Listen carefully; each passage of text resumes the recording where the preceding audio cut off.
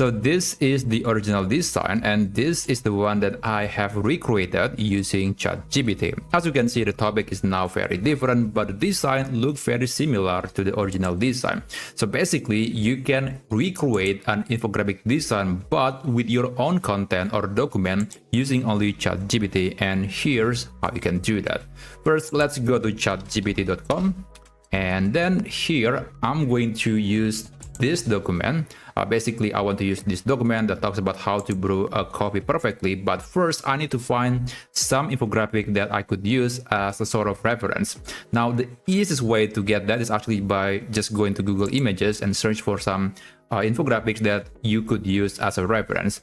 Now, there is one best practice when it comes to choosing the infographic. I do recommend to pick the one that is simple and in a grid design. For example, this infographic is a bit difficult for ChatGPT to recreate. Instead, you might want to use something that look like this, or maybe look like this one.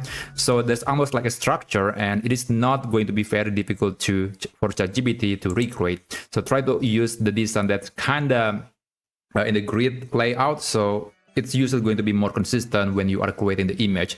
Now in this case, I'll try let's say this design. I think it has the same layout, the grid layout. I'm going to right click, save, and then we can upload that picture to ChatGPT. Okay, here let's click this plus button on ChatGPT, add photos and files. Let's select the infographic and also the document, and just wait.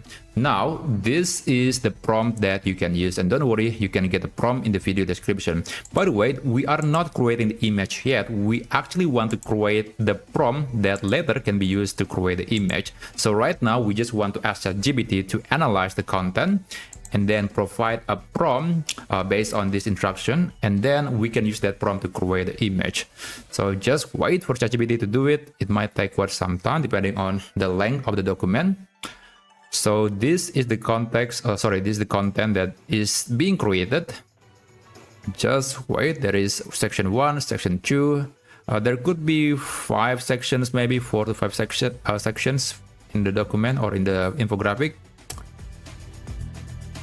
Okay, so that should be all the prompt that we need. I'm going to copy this.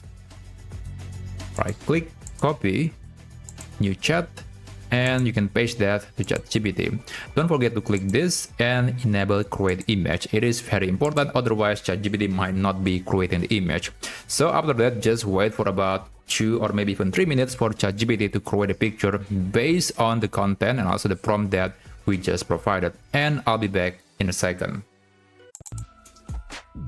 Okay, so this is the infographic that it just created for me. As you can see, it is not exactly has the same element, the same design as the original infographic. So yeah, that's the one caveat here. It's not always able to follow, especially for a complex infographic design, but I think it looks great. And by the way, out of curiosity, I actually sent the same prompt to QuenAI image model, which is also very good at rendering text, and this is the result. So I would say ChatGPT is much closer to the original design than the Quen image in this case. But that's basically how you can create an infographic from a document using only ChatGPT. Thank you so much for watching, and I'll see you on my next video.